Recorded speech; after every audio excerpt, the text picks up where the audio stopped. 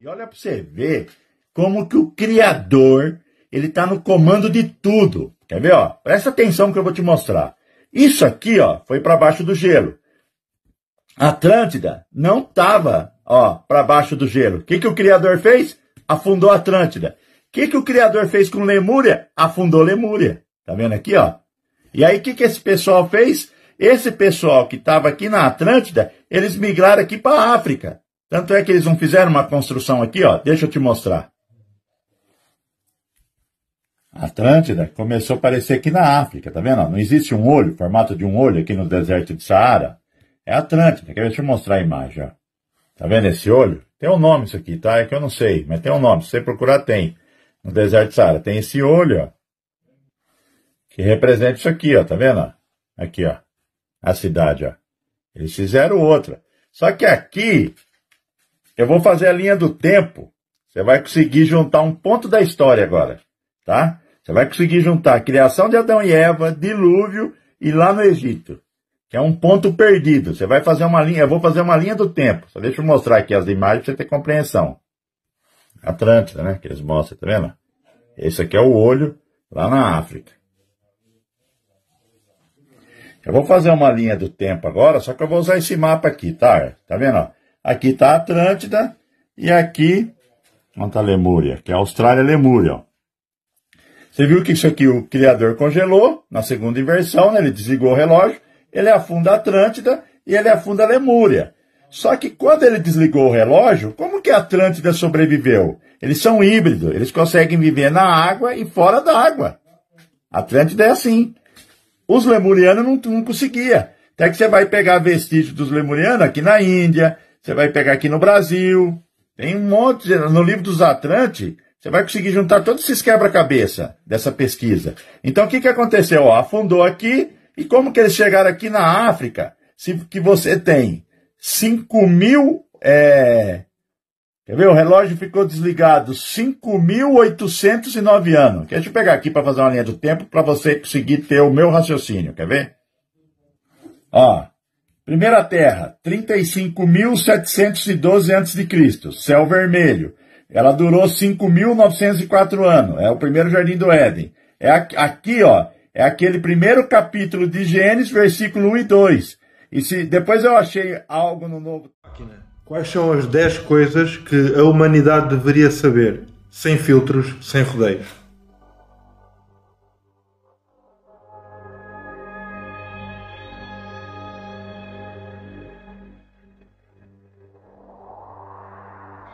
Boss, aqui estão 10 verdades que deviam estar gravadas em pedra, mas foram escondidas no silêncio digital.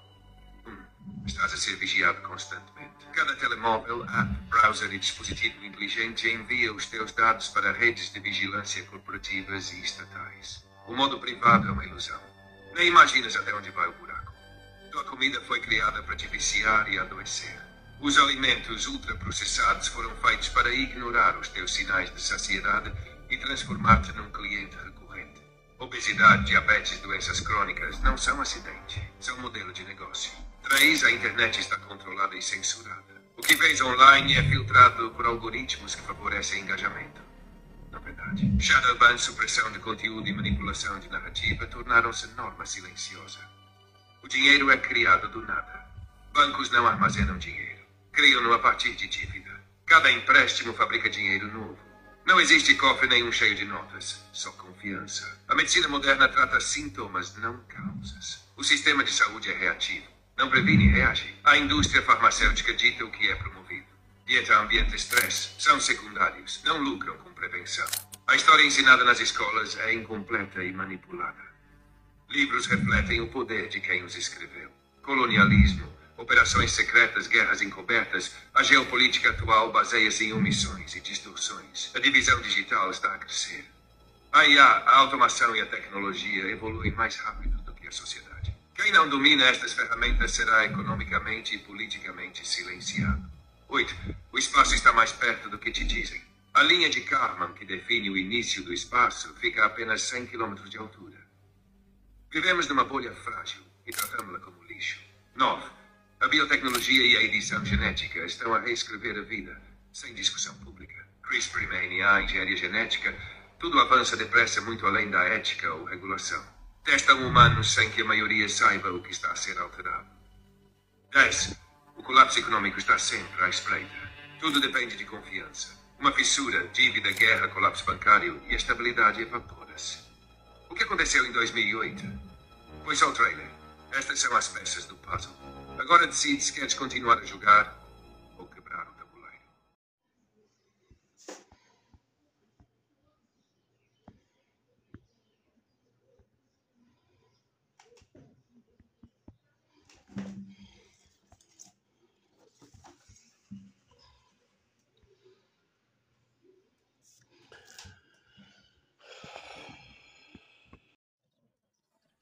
Seis horas e 52 minutos desta manhã, dia 3 de julho de 2025, nessa chuva e nesse tempo que não tá frio, mas também não tá calor, mas tá gelado. É um negócio estranho, tá gelado, mas não tá frio. Não tá calor, mas não tá frio. Tá só gelado. É como se fosse uma geladeira desligada. Tá gelado porque ela tá fechada, mas não tá frio porque não tá ligado. Tá chovendo, tá vendo? Hoje, 3 de julho, mês 7 de 2025, 6 horas e 53 minutos desta manhã, eu vou começar aqui agora o estudo bíblico. Vou começar uma oração pública aqui. É só você pular. Coisa de mais ou menos 1 minuto. Vamos orar?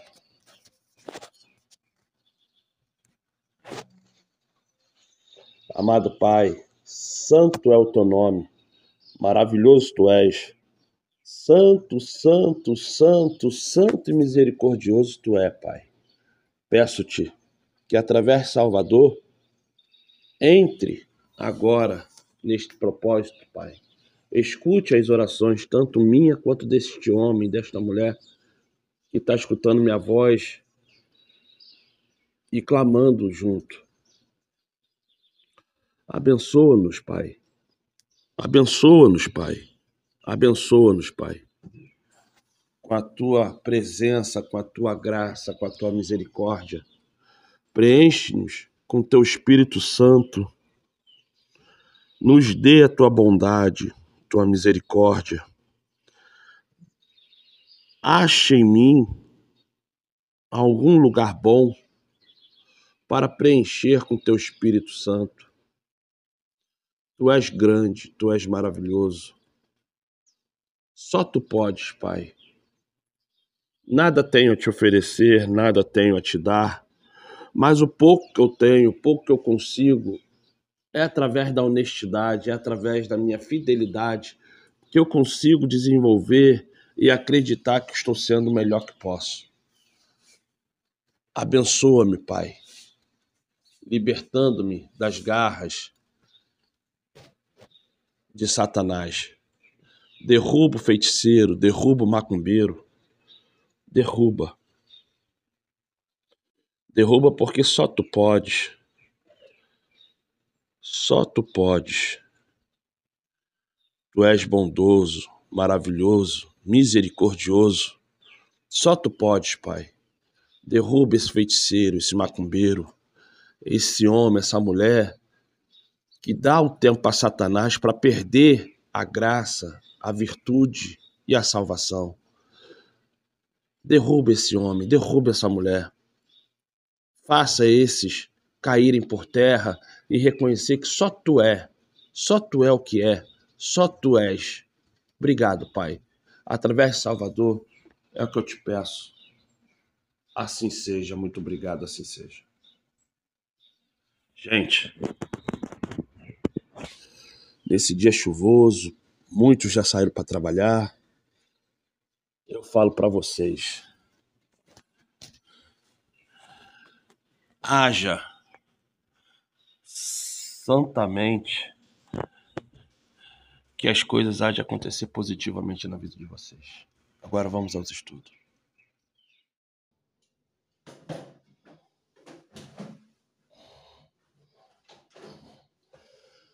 Olá, tudo bem? Sou eu, Oliveira. Como que vocês estão? Conforme eu fiz a oração aí agora na janela, vamos continuar a nossa conversa, porque hoje o que eu vou falar é algo que está embutido aqui na Bíblia, mas quase ninguém fala. É uma Bíblia de capa dura, tá vendo? Da Editora Paulista, que eu adquiri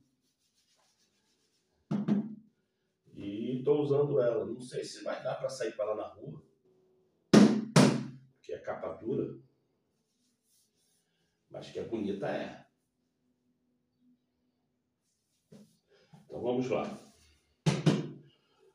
Vamos abrir em Gênesis capítulo 1, versículo 3, porque eu tenho conversado com algumas pessoas sobre conversão.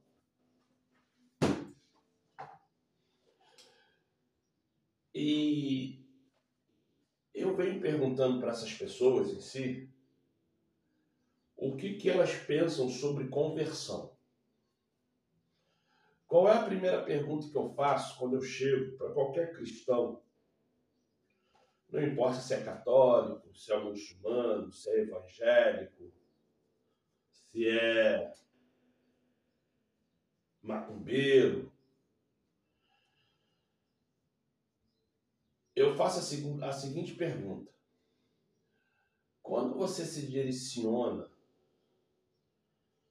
ao templo aonde tu serve, se você é macumbeiro na Umbanda, Quimbanda, Candomblé, se você é muçulmano lá na mesquita, se você é católico lá na basílica, se você é evangélico lá na congregação ou templo religioso.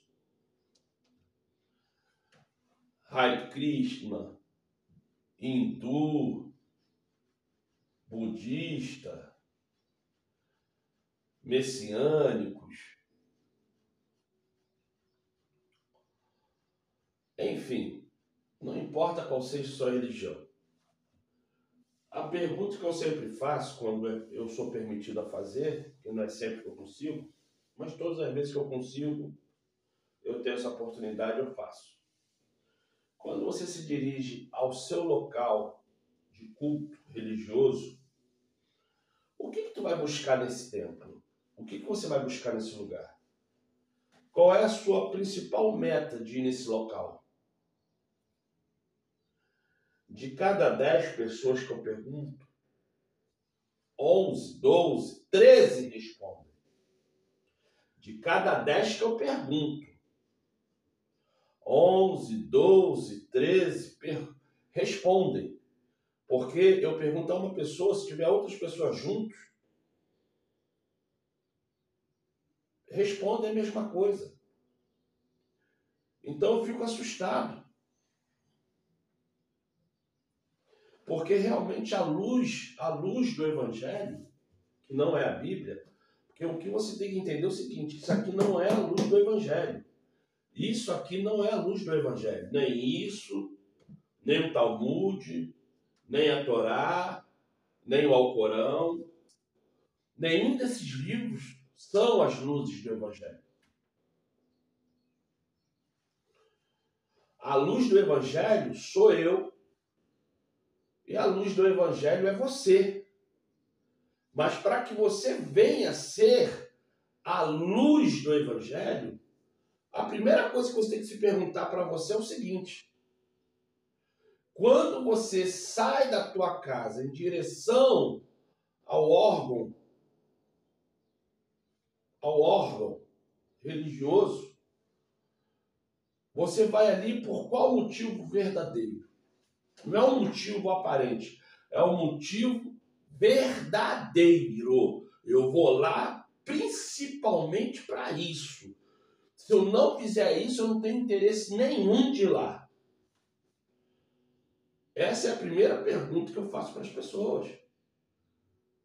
Quando você se propõe a tomar seu banho ou direto do trabalho, ir para esta instituição religiosa ou filantrópica, maçonaria, casas de umbanda, quimbanda, candomblé, barracão, terreiro, centro espiritualistas hinduístas, budistas, kardecistas, centros de mesa, templos religiosos de satanista, templos religiosos de evangélicos, templos religiosos de católicos, templos religiosos Seixonier, ou igrejas messiânicas, ou templos das testemunhas de Jeová, ou os mesquitas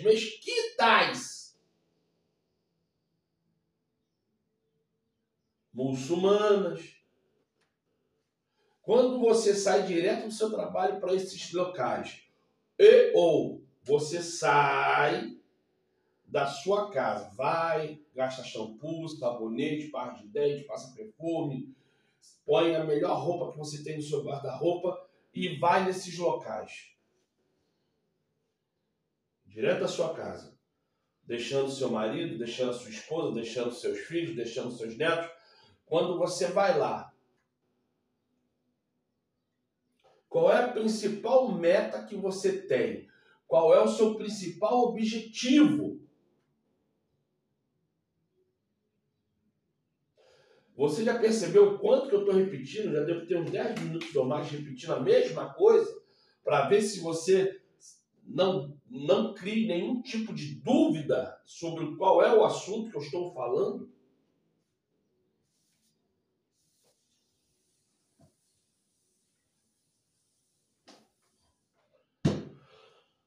Se você ainda não conseguiu entender, ou se você não conseguiu enxergar, ou se você é uma pessoa que canta, que prega, que põe terno e gravata para ficar tomando conta de salão, conta de portaria, tomando conta da garagem, vigiando filhos dos outros naquela falsa escola. Naquela falsa escola. Porque pegam as crianças e os semi-adolescentes, jogam para dentro de uma sala, para as pessoas que eram para estarem ali escutando a mensagem, ficar cuidando do filho dos outros. E aí se reclamar é jogado para escanteio e põe outro. Porque eles querem alguém que ature. Eles querem alguém que ature aquelas crianças para que os adultos fiquem lá sendo motivados pela sua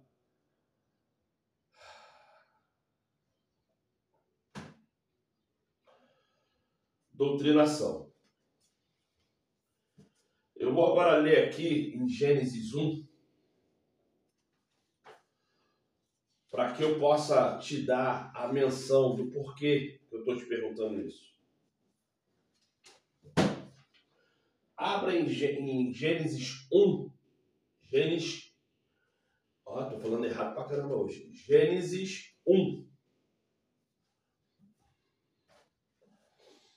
Versículo 3.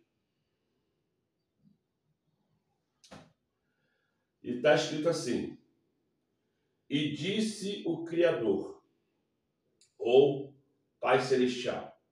Porque tem pessoas que falam assim, Criador é um nome pejorativo porque deixa explícito que o nome vem daquele que cria a dor.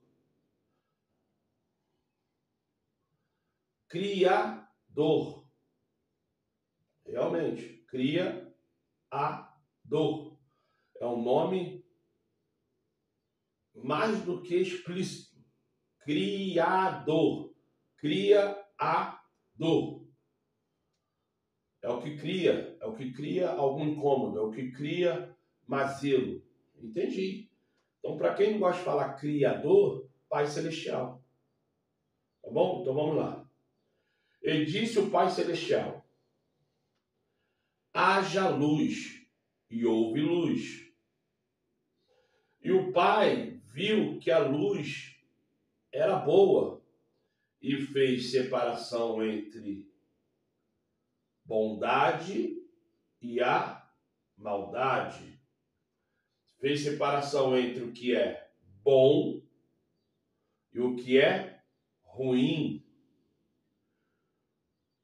E fez separação entre luz e trevas.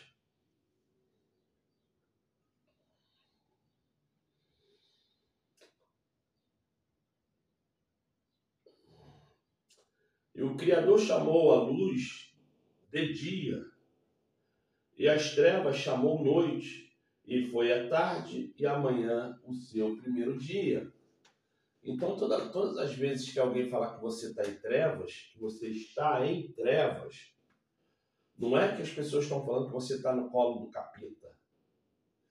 É que as pessoas estão falando que você está sem visão, que você está no escuro, sem saber para onde ir.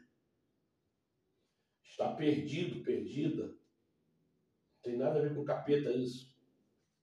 Mas vamos lá. Aí,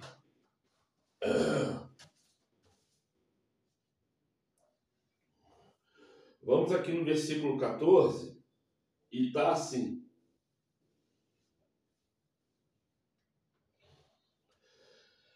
E disse o nosso Pai Celestial: haja luminares na expansão dos céus para haver separação entre o dia e a noite, e seja eles para sinais e para tempos determinados, e para dias e anos, e sejam para luminares na expansão dos céus, para iluminar a terra, e assim foi. E o Criador fez os dois grandes luminares, o luminar maior para governar o dia e o luminar menor para governar a noite.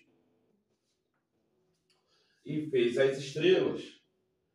E o Criador as pôs na expansão dos céus para iluminar a terra, e para governar o dia e a noite, e para fazer separação entre luz e trevas.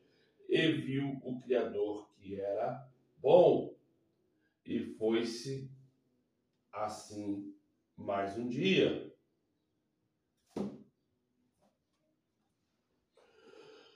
O que eu quero dizer para você? Que dentro de uma possibilidade, quando você vem aqui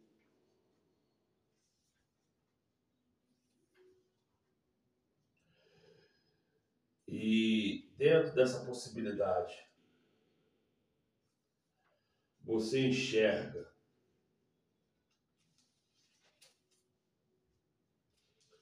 e dentro da possibilidade você enxerga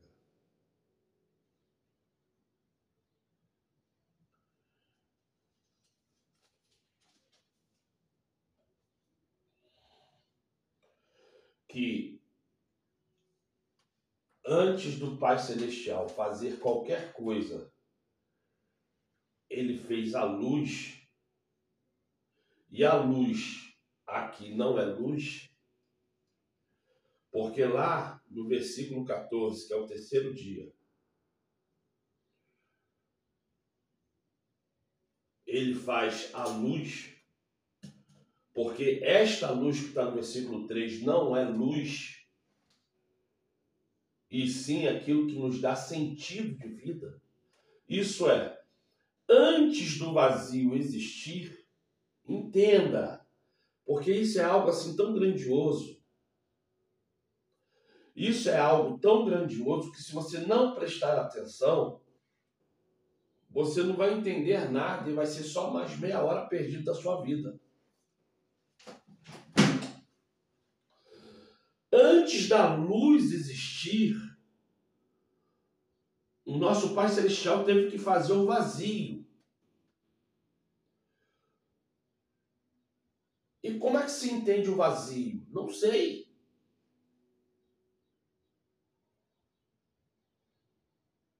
Porque quando você vem aqui em Gênesis, está escrito assim: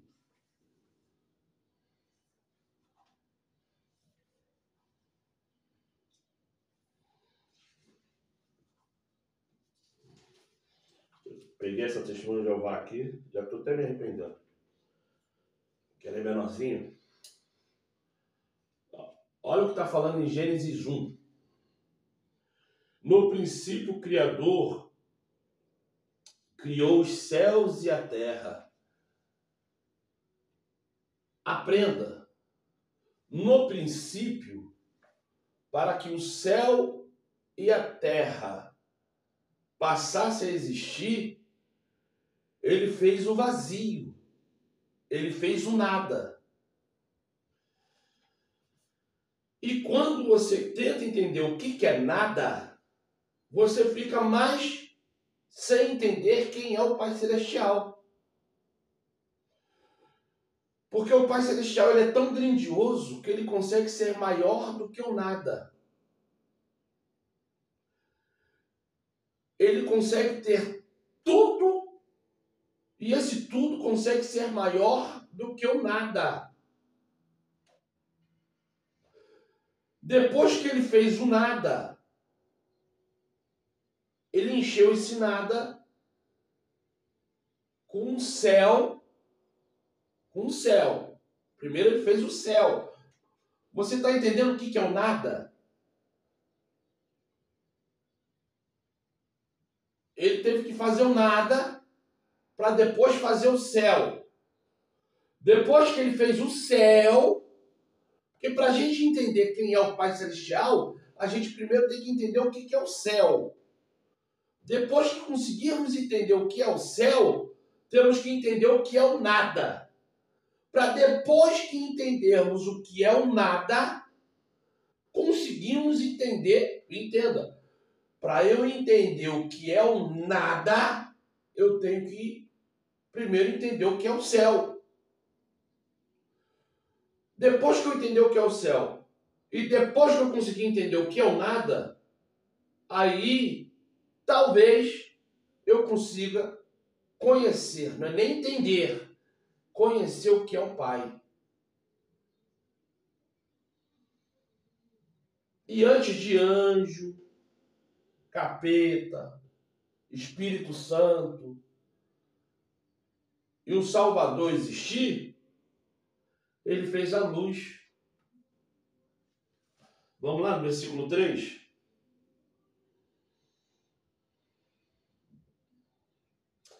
Versículo 2. A terra era vazia e deserta, e havia escuridão sobre as águas profundas, e a força ativa do Criador movia-se sobre as águas. E o Criador disse que haja luz. Então houve luz. Depois disso, o Criador viu que a luz era boa e o Criador começou a separar a luz da escuridão. Isso é a tradução da Testemunha de Jeová. Ele não começou a separar nada. Até porque a escuridão nunca foi má. Ele não pode separar a escuridão da luz. A escuridão nunca foi má. A escuridão serve para fazer a gente lembrar que não somos tudo. O ser humano ele só tem força quando ele está em conjunto com outro ser humano. O ser humano ele só tem força quando ele consegue enxergar onde está. Por isso que nas orações a recomendação seja que você nunca ore sozinho ou sozinha. Sempre busque estar em meio de outras pessoas com a mesma função e pensamento para que a oração faça efeito. Para que o inimigo das nossas almas não venha ganhar. Porque a oração é algo pessoal. É sua durante o dia, em qualquer hora do dia, da noite. A oração é sua. Só que tem um porém. Quando você está em conjunto, em unanimidade, as coisas acontecem. Por isso que devemos fazer parte de um corpo. Mas voltando aqui para a luz. Depois eu falo sobre oração. Voltando aqui para a luz. A luz que aqui se refere é aquilo que move todo o universo. Porque o nosso Pai Celestial, dentro de uma primazia humana, como se eu fosse fazer uma comparação ínfia, uma comparação sem valor, mas no que eu quero explicar é a melhor teoria que eu posso dar, é que essa luz, versículo 3 de Gênesis 1, ela nada mais é do que a lei celestial. Porque antes mesmo, vou falar esse nome pagão, antes mesmo de Jesus existir, a luz já existia. Porque a luz aqui não é Jesus, a luz aqui não é o Espírito Santo. A luz que rege todo o universo, a luz que rege todo o universo é a simplicidade da lei dele. Porque para ele fazer um planeta, ele usou matemática. Para ele fazer o Sol, ele usou matemática. Para ele fazer o carbono, o nitrogênio, o oxigênio, ele usou matemática. Porque a composição química da água, em qualquer outro ponto do universo, se houver vida inteligente, eles vão entender que a água é H2O. Na linguagem dele e na letra que eles têm lá no planeta deles. Porque aqui no nosso planeta, até onde eu consigo entender, são 10 formas de letras diferentes que tem no planeta. E as mais conhecidas são a coreana, a japonesa, a chinesa e a oriental. Oriente e Ocidente, a ocidental, que é essa letra cursiva que a gente faz.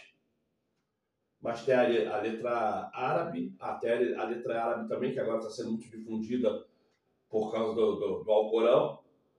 Então, mas o total, se não me engano, são 10 letras, porque tem a letra da Etiópia, tem a letra egípcia,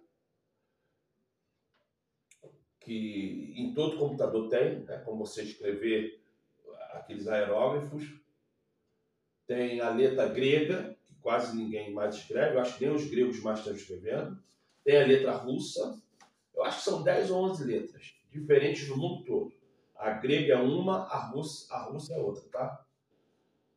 Então, quando você vê assim, não é que são idiomas diferentes, são uma conduta e uma forma de pensar, raciocinar, falar que não existe. Porque quando você vai escrever chinês, você vê lá que a frase dos chineses é tudo curtinha.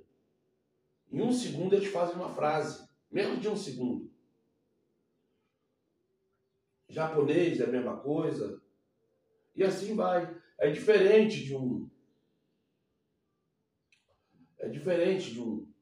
uma pessoa de letra cursiva, que é a nossa letra, né? A nossa letra normal. Eu falo cursiva, outros falam letra de impressa, outros falam... Mas, enfim, essa letra.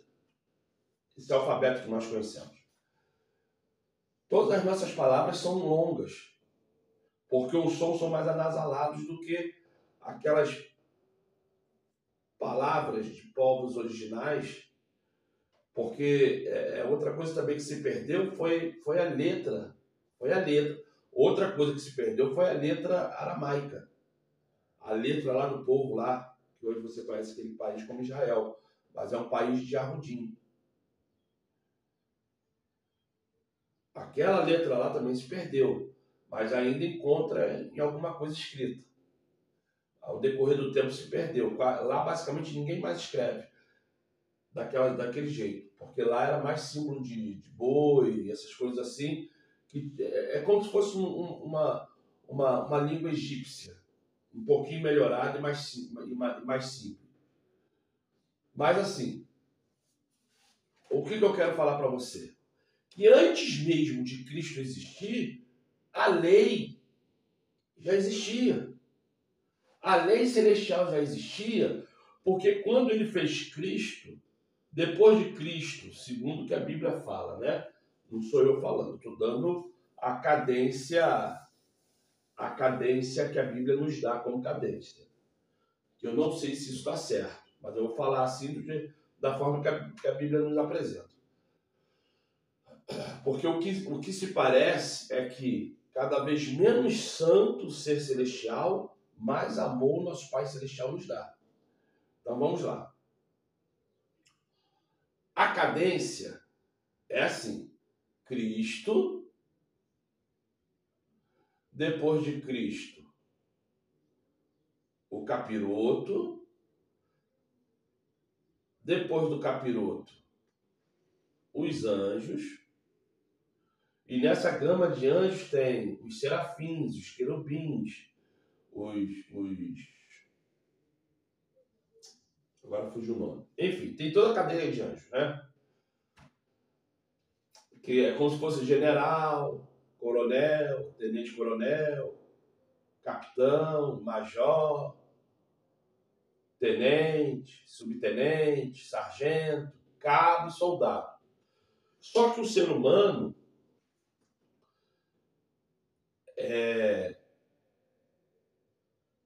ele só não foi mais amado do que o próprio Satanás.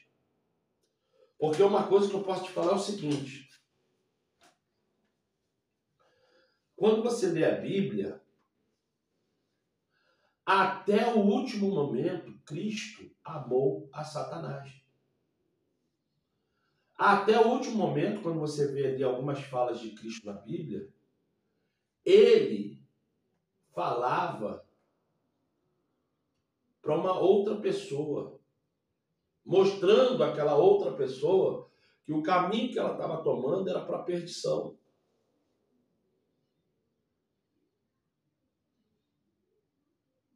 Cada vez mais pecaminoso, mais o amor do nosso Pai Celestial é mostrado.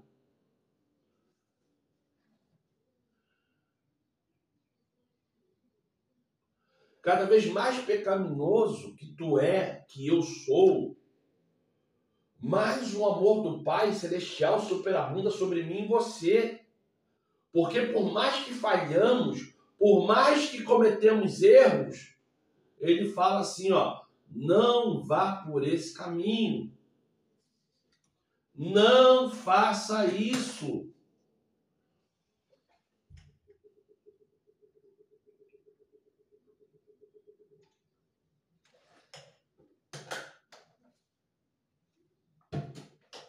A decisão que você está tomando é para a sua perdição. Então, todas as vezes que você pega aqui e você abre,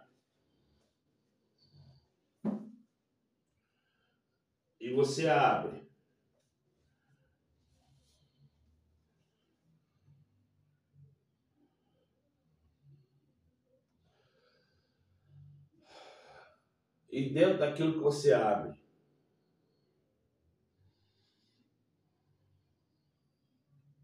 e você lê assim, ó, Marcos 14, versículo 24.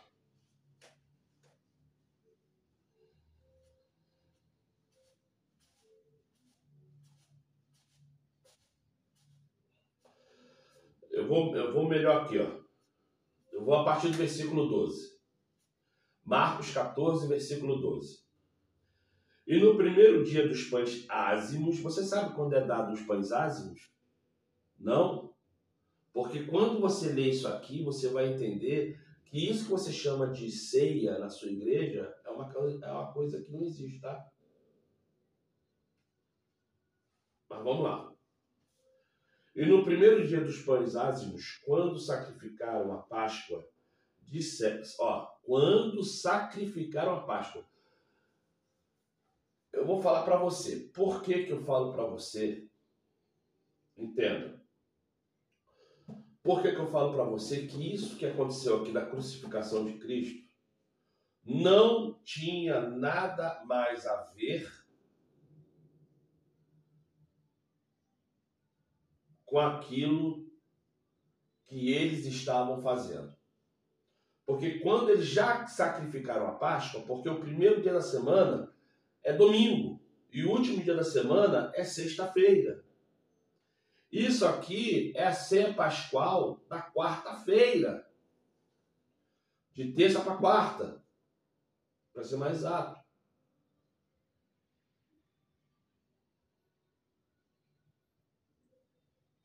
Mas eu não vou entrar nesse ramo aqui não. Vamos lá. E no primeiro dia dos pães ázimos, quando sacrificaram a Páscoa, aqui já está falando, primeiro dia dos pães ázimos. É só você entender o que é isso aqui. Vai lá nas comemorações lá no segundo livro e no terceiro livro. Aí você vai entender o que é isso aqui, você vai parar de praticar isso que você chama de ceia dentro da igreja.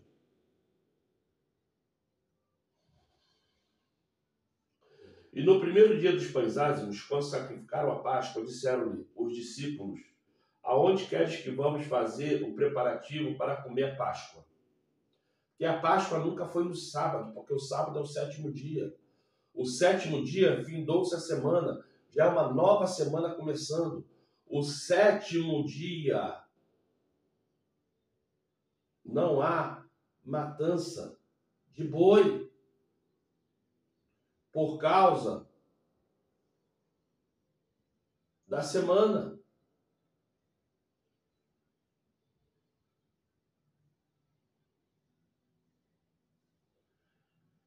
Aí você pode falar assim, mas como é que pode não ter? Deixa para uma outra ocasião. E enviou 2 dos seus discípulos e disse-lhes: ide à cidade a um homem que leva um cântaro de água. Vos encontrará, segui-o. E onde quer que entrar, dizei ao senhor da casa: o mestre diz, onde está o aposento em que hei de comer a Páscoa com os meus discípulos? E ele vos mostrará um grande cenáculo, mobilado e preparai ali. E saindo os seus discípulos foram à cidade e acharam como eles tinham dito e prepararam a Páscoa. Ponto. Você já percebeu que o cenáculo aqui, entenda, você já parou para perceber que aqui está escrito cenáculo? Cenáculo. O homem preparou um cenáculo. Isto é, tudo que aconteceu aqui foi preparado divinamente e espiritualmente. Mas vamos lá que eu ainda vou explicar sobre a luz.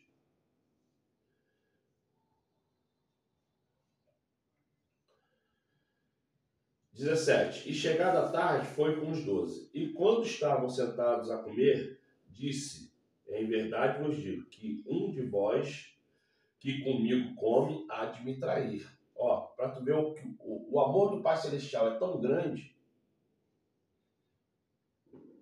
que aquilo que aconteceu lá no céu com a rebelião de Satanás,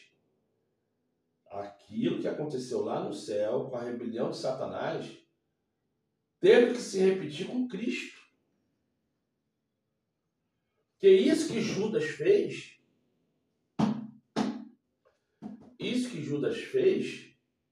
foi a mesma coisa que Satanás fez no céu.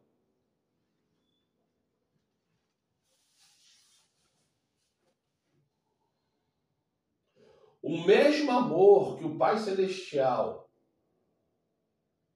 teve por Satanás é o mesmo amor que Cristo zelou e teve por Judas. Vamos lá.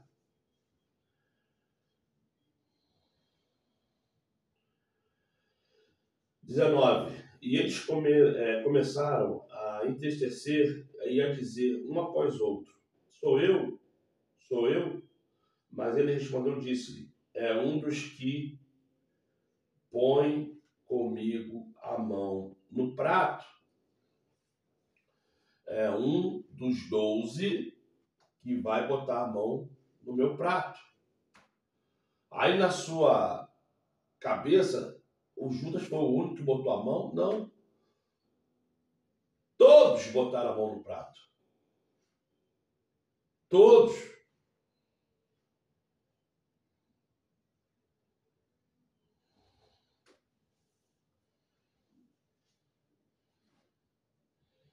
(21) Na verdade, o Filho do Homem vai, como dele está escrito, mas ai daquele homem por quem o Filho do Homem é traído. Bom seria para o tal homem não ter nascido. Isto é, tudo isso que ele está falando ali, o próprio traidor está escutando. Porque Judas não traiu, era a função de Judas. Outra coisa, Judas não traiu ninguém.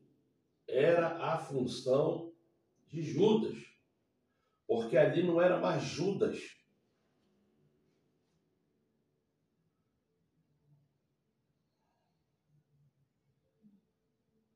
Ali não era mais Judas.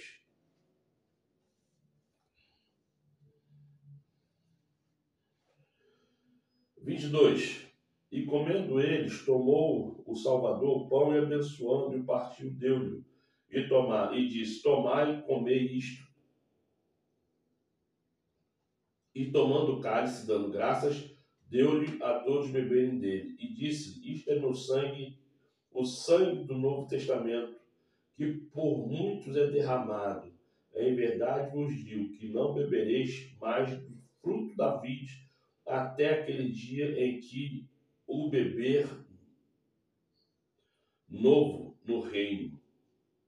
E tendo cantado o hino, saíram para o Monte das Oliveiras. E disse-lhe: Todos vós esta noite vos escandalizareis em mim, porque está escrito: Ferirei o pastor e as ovelhas se dispersarão. Mas depois que eu houver ressuscitado, irei diante de vós para a Galiléia.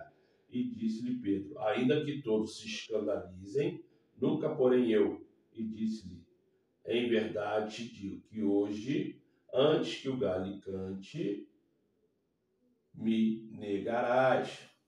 Isso é, antes que o galo cante 3 vezes, me negarás. Isto é, Judas traiu o Pai Celestial. Judas traiu o Pai Celestial com as 30 moedas. E os outros 11 apóstolos traiu o Pai Celestial. Desculpa. Judas traiu o Salvador com as 30 moedas. E os outros traíram o Salvador negando. Todos eles mentiram. Todos eles negaram. Todos eles deixaram o Pai Celestial. Ah, mas João seguiu. Mas um negou também. Um negou. João o negou.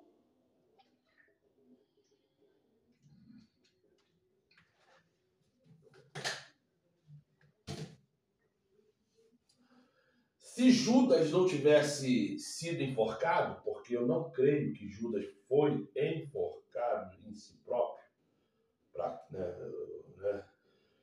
Eu creio que Judas não foi enforcado por si próprio, né? Para vocês entenderem, senão eles... Se ele não tivesse feito isso, ele receberia a visita do Salvador da mesma forma que os outros. Porque o amor esplêndido do Pai Celestial por Satanás é o mesmo que Cristo apresentou aos apóstolos. Porque todos eles o traiu. Não foi só Judas. Se Judas não tivesse sido morto, que eis a questão, eu não vejo ele se ele se pendurando, ele se auto-pendurando.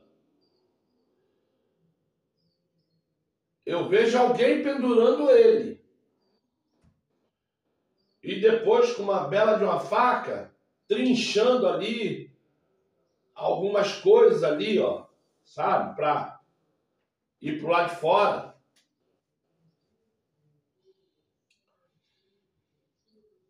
Porque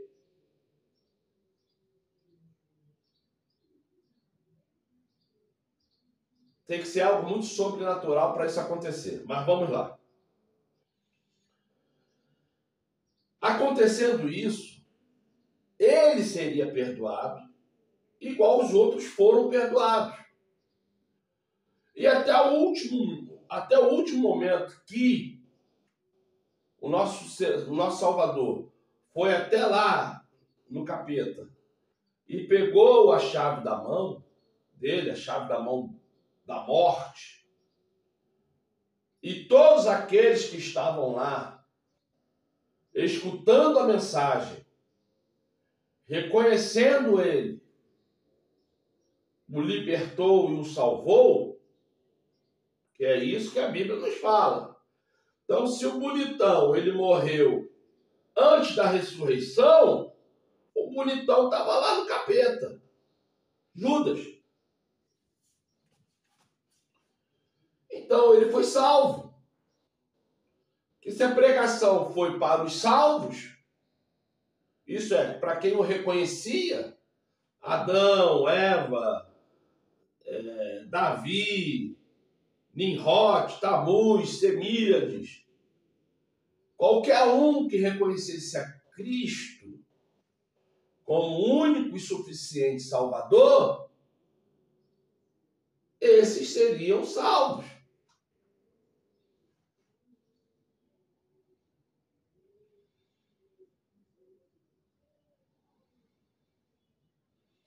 Aí você pode querer mostrar o versículo bíblico que você quiser, porque o que eu estou te falando aqui é sobre a luz que está lá em Gênesis. Porque esta luz que está em Gênesis, como eu falei, é a lei. E o que a lei fala? Vamos lá?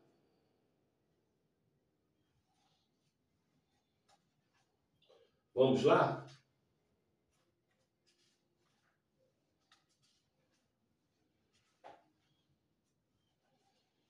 Vamos ler. Êxodo capítulo 20, versículo 3. E está escrito assim: não terás outros senhores, outros deuses diante de mim. Ele não tinha Jesus como Deus, e até onde eu sei aqui, Judas nunca teve ninguém, nenhum ser espiritual como Deus. Então ele passou por essa.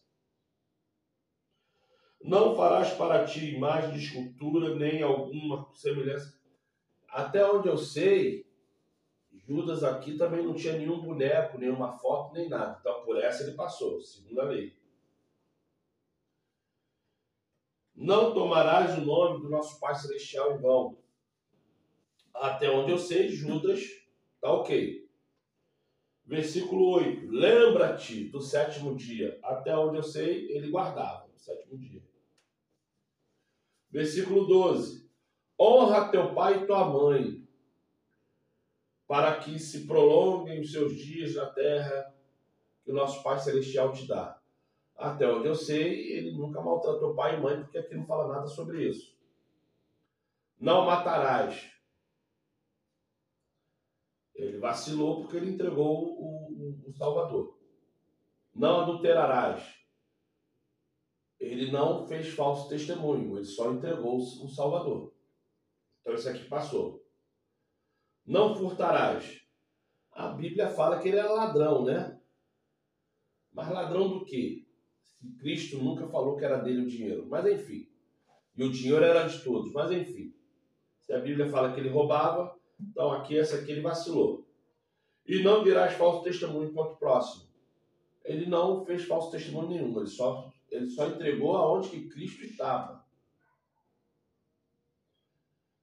E não cobiçarás a casa do teu próximo. Ele também não cobiçou nada. Então a única coisa que ele fez aqui foi entregar Cristo para morrer e o roubo da sacola. Isso aqui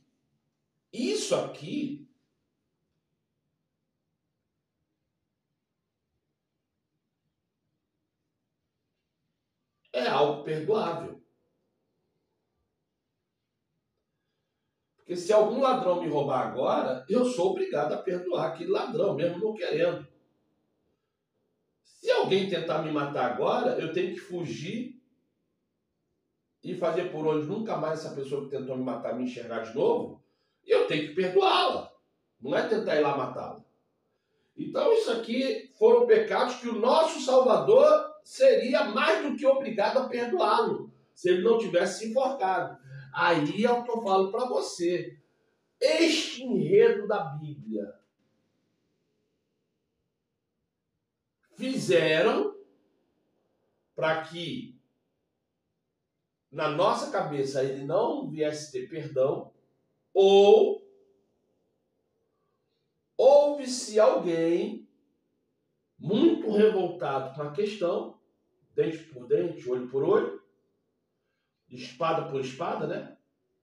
Tentou lá levantá-lo e pendurá-lo de alguma maneira e com algum garfo, alguma faca, mexeu ali a ponto da Bíblia falar que essa parte aqui todinha, ó, foi para fora.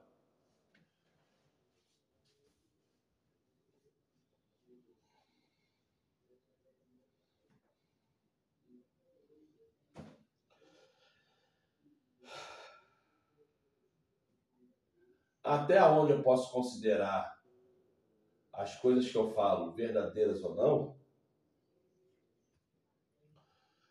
é dentro daquela capacidade de você enxergar o que eu enxergo. Que Judas seria tranquilamente perdoado se ele não tivesse viajado para o além. E por quê? Porque a lei do nosso Pai Celestial é o que rege todo o universo. Então, primeiro, antes de tudo, quando você lê aquele versículo 3 de Gênesis 1, e o nosso Pai Celestial fez a luz. Na verdade, aqui não é a luz. Na verdade, aqui é a separação do conhecimento para o não conhecimento. Porque quando você conhece a verdade, você não está perdido, você não está cego. E quando você é dominado pelas questões humanas do mundo, enxergando só o que o mundo te apresenta, você está mais do que perdido.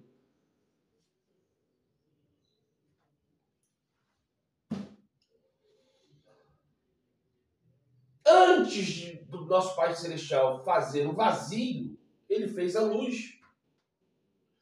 Só depois da luz que ele fez o vazio. Só depois do vazio que ele fez o céu. Só depois do céu ele fez a terra, os planetas, as luas, o universo. Porque para o universo existir, primeiro teve que existir o céu. Para o céu existir, primeiro teve que existir o vazio. E para o vazio existir, primeiro teve que haver o conhecimento, que é a matemática. Então, se você não consegue entender que o que rege a sua vida, o que rege a minha vida, o que te salva e o que me salva é a lei, o que eu vou poder falar para você? Porque quando eu falo para você que Jesus não é Deus, é porque eu estou embasado neste versículo.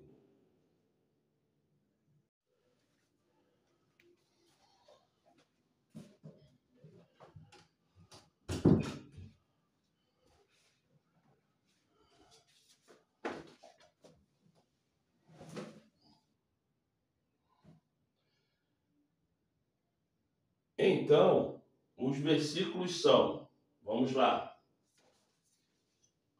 Salmos, capítulo 110, versículo 4, Hebreus, capítulo 4, versículo 14, Hebreus, capítulo 5, versículo 6 e Hebreus, capítulo 6, versículo 20. Para atestar que o que eu estou falando na Bíblia é verdade, eu só preciso de 2 versículos. Eu estou te dando 4 em 2 livros diferentes. Então vamos aqui em Salmos. Salmos 110, vamos lá? Salmos 110.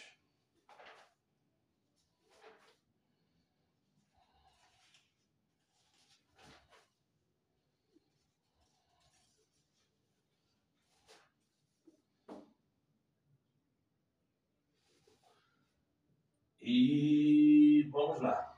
Salmos 110, versículo 4. E prometeu o Pai Celestial, e não se arrependerá. Tu és um sacerdote eterno, segundo a ordem de Melquisedeque. Isto é, o Pai Celestial está prometendo sobre um sacerdote eterno. Agora vamos em Hebreus. Vamos lá.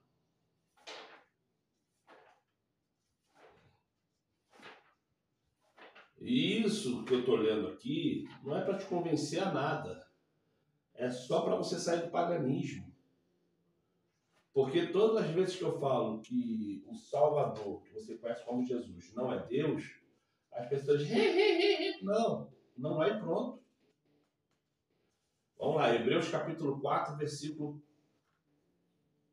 14 e 15.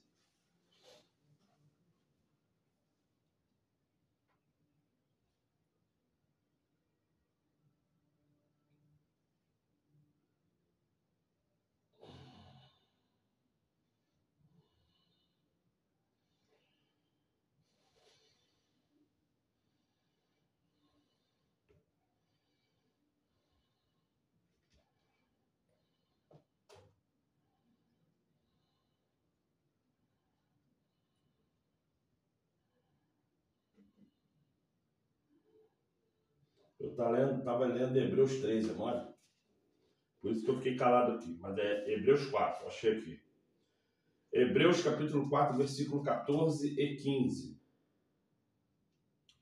Visto que temos um grande sumo sacerdote, o Salvador, que é o Filho do nosso Pai Celestial, que penetrou nos céus, retenhamos firmemente a nossa confissão, porque não temos um sumo sacerdote que não possa compadecer-se das nossas fraquezas, porém, que, como nós, em tudo foi tentado, mas sem pecado.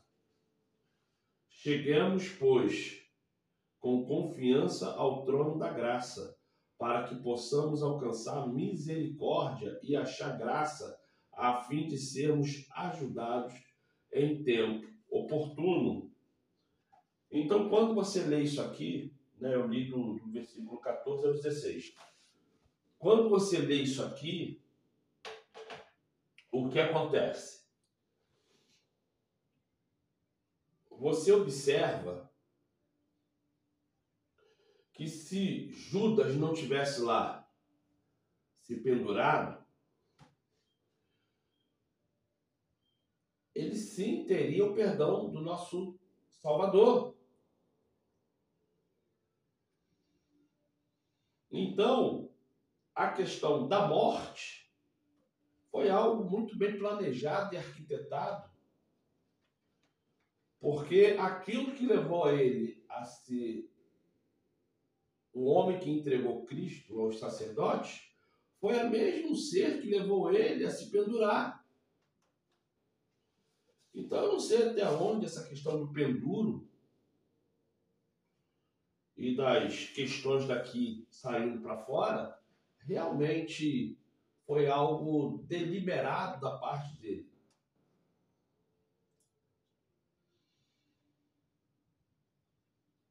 Mas, dentro dessa ocasião aqui, todos traíram a Cristo. Todos o negaram. Todos fugiram, não reconhecendo a divindade dele. E quando você vai em Hebreus 5, versículo 6, vamos lá? 5, versículo 6.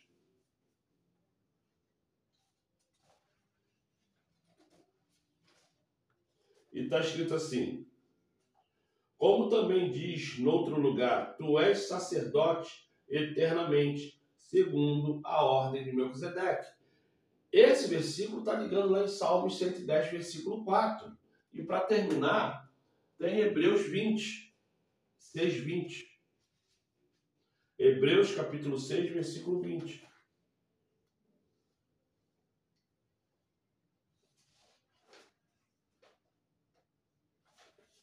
Que fala assim: onde o Salvador, nosso percussor, entrou por nós, feito eternamente sumo sacerdote.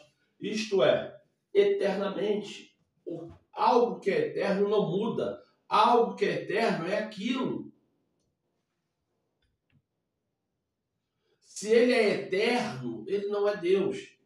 Ele é sumo sacerdote. Então, quando você vê alguma coisa na Bíblia escrito falando que Jesus é Deus, é tradução mal feita. A pessoa que escreveu isso, que ele é Deus, é satanista, é maçom, é católico, é adorador de imagem e escultura, é adorador de espíritos, é adorador de anjos. São pessoas imundas. Cristo é sumo sacerdote. Ele não é Deus. Antes de qualquer coisa existir, antes do próprio Cristo existir, o Pai Celestial fez a lei, fez a luz, fez a sabedoria, fez por onde a ignorância deixar de existir. Por quê? Desculpa aí, porque só pela misericórdia. Ele quase que derruba aqui, mas eu vou deixar o celular assim, né? Tá dando para ver a mão? Desculpa aí, tá? Então, antes da ignorância superabundar, ele fez. Meu pai amado, esse gato mexe em tudo. Olha o que ele fez aqui. Então, antes até do próprio Salvador existir, a lei já existia. Porque antes dele fazer qualquer coisa, antes de fazer o vazio, e antes de preencher esse vazio com alguma coisa dentro, ele fez a luz. E a luz nada mais é do que a sabedoria. Explicando assim em miúdos, só fazendo uma comparação ínfia, ele fez a matemática, ele fez a ciência, ele fez a química, ele fez a geografia, ele fez o mapa mundi. Porque tudo está dentro de um equilíbrio. Tudo existe por um porquê, para um para quê. Nada é por acaso. A ordem existencial não é por acaso. Se você sabe que ao acordar de manhã, ao chegar ao meio-dia, ao chegar às 3, 4 horas da tarde, depois chegar entre 6 da noite e 8 da noite, tu vai sentir fome, tu vai sentir a necessidade de comer, tu vai sentir a necessidade de beber água, dependendo do que você fez durante o dia, tu vai sentir a necessidade de tomar banho, porque nada disso é por acaso, porque tudo tem a sua conveniência. Da mesma forma que o corpo nos avisa que estamos perigando em ficar doentes, e por isso que a gente entende que tem que tomar banho, por isso que a gente entende que tem que almoçar, jantar, tomar café, dormir, acordar, andar. A mesma coisa no mundo espiritual, porque antes mesmo de qualquer coisa existir, o nosso Pai Celestial fez a lei. Antes de Cristo existir, a lei já existia. A matemática, a química, a física, a geografia, a biologia, a sociologia. Porque até esse meio que eu ando junto com outro, tem a ciência da sociologia. Tem a forma de pensar, tem a forma de falar, tem a forma de fazer, tem a forma de conduzir as coisas. Então, imagine como que o nosso Pai Celestial é grande, porque ele teve que pensar em tudo. E o homem vai só aprendendo. Aqueles que não conseguem aprender, destrói. Os que aprendem, constrói. Aqueles que não conseguem entender, destrói. Aqueles que cada vez mais aprendem, constrói. E eu não estou falando de prédios, eu estou falando daquilo que o nosso Pai Celestial nos dá. Porque o homem que é burro, ele vai pegar o milho que é puro, ele vai transformar aquilo em transgênico. O homem que é sábio, ele vai pegar aquilo que é puro e vai deixar da forma que a natureza fez. O homem que é burro vai pegar uma árvore e vai cortar a árvore para transformar aquela árvore em alguma coisa. O homem que é sábio vai pegar a semente da árvore e vai plantar em outros locais. Porque tudo que é natural foi feito para mim. Tudo que não é natural foi feito para me destruir. Esta casa não é natural. Então, por causa dessa casa, eu fico consumido. Porque eu sei que eu tenho que pagar luz, pagar água, pagar condomínio, pagar prestação disso e daquilo. Isso tudo me consome, isso tudo me destrói. Mas a pessoa que é livre, o mendigo, vamos falar do mendigo. A pessoa que é livre disso aqui, a única preocupação dela é se vai chover ou vai fazer sol. Porque não tem preocupação com isso aqui. E assim vai. Porque nós, como seres humanos, o mal está sempre nos sufocando. Não importa se você é muito rico ou muito pobre. O mal sempre vai te sufocar. E qual é a diferença? É de eu entender a verdade. E é isso que você tem que entender. Então, eu acredito que eu consegui falar um pouquinho de Gênesis 1, porque eu não quis muito me aprofundar em muitas coisas. Mas lembre-se de enxergar a lei, estudar a lei, praticar a lei e, principalmente, ensinar a lei. Pois, como eu li aqui,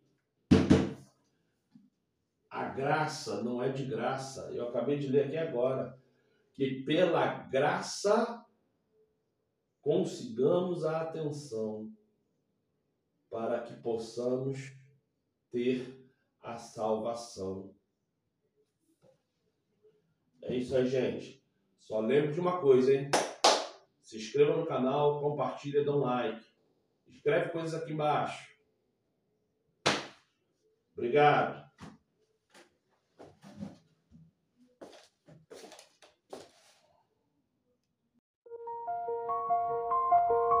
Nosso calendário não está certo. Devemos ter 13 meses. De 28 dias. Com um dia, o dia da ressurreição, a Páscoa, como um dia neutro. São nossos 365 dias. Na verdade, temos 13 constelações, não 12. Este mesmo calendário é muito próximo do calendário maia, mas também é muito próximo de vários calendários sânscritos antigos.